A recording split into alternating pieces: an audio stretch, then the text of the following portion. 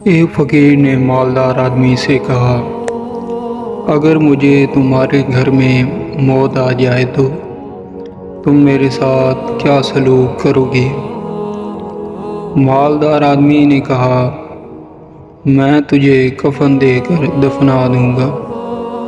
اس پر وہ فقیر بولا، ابھی میں زندہ ہوں، مجھے پہننے کے لیے لباس دے دو، اور جب میں مر جاؤں تو مجھے بغیر کفن کے دفنا دینا۔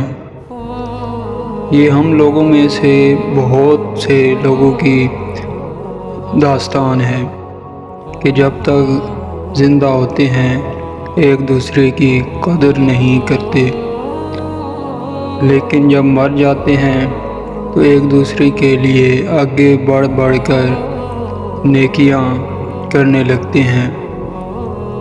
اگر قدر کرنا ہے تو زندگی میں کریں۔